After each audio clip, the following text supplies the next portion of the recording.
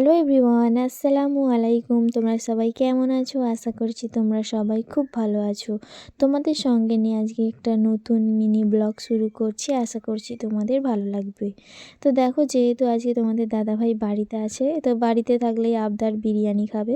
তো যাই হোক, দেখো বলা মাত্রই আমি সব বাড়িতে ছিল তো বসিয়ে দিয়েছি রান্নাটা। তো এখানে দেখো বিরিয়ানির জন্য মাংসটা কষানো হচ্ছে, কষিয়ে নিয়েছি।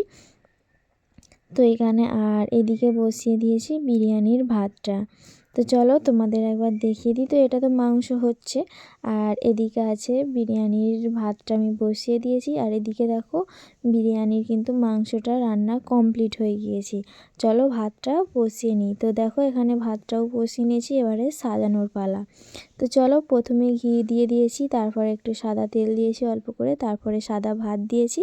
তারপর তোমরা তো সবাই জানো এইভাবে সাজিয়ে নিলাম।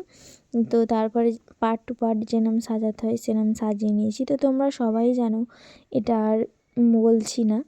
তো দেখো এখানে সাজানো কমপ্লিট হয়ে গেছে। তো উপর থেকে আমি ঘি দিয়ে দিয়েছি। আর এমনই আমার মাথাটা ভোলা হয়ে গিয়েছিল, তো আমি বেরেস্তা করে রেখেছিলাম পেঁয়াজে, তো সেটাই আমার দিতে খেয়াল ছিল না। তো যাই হোক, বিরিয়ানি হয়েছে তো চাটনি পাঁপড় তো না হলে হয়ই না।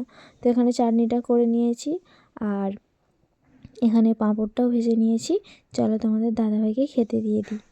তো দেখো এখানে তোমাদের দাদাভাইকে খেতে দিয়ে দিয়েছি। তো উনি তো বলছে যে আর দেরি করা যাবে না, তাড়াতাড়ি দাও। তো যাই হোক, দেখো ওনাকে খেতে দিয়ে দিয়েছি। তো ওনাদের খাওয়া দাওয়া কমপ্লিট হয়ে গেলে আমরা এবারে একটু কাজে বসবো। তার মানে দেখো, কাজ বলতে গিয়ে মেয়েকে যেহেতু স্কুলে ভর্তি করিয়েছি, তো তোমাদের দাদাভাই একটু মুলাট করে দিচ্ছিলো ওর বইগুলো। আর চলো তোমাদের বইগুলো দেখিয়ে দিই ওর। তো ওর এইগুলো বইগুলো সব দিয়েছিল।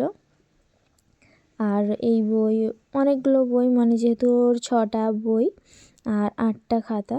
তো যাই হোক, দেখো এখানে ওর নাম খাতা সব লেখাই আছে।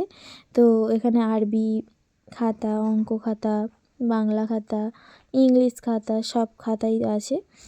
সব তোমাদের দেখিয়ে দিলাম। আর ছেলের যেহেতু স্কুলে পরীক্ষা হচ্ছে, ফাইনাল পরীক্ষা তো হয়েই গিয়েছে, তো ওর হাতের কাজ থেকে দিয়েছি স্কুল থেকে। তো কি বানাবো ভেবে পাচ্ছি না, তো কি বানাবো তোমরা একটু কমেন্টে জানিও।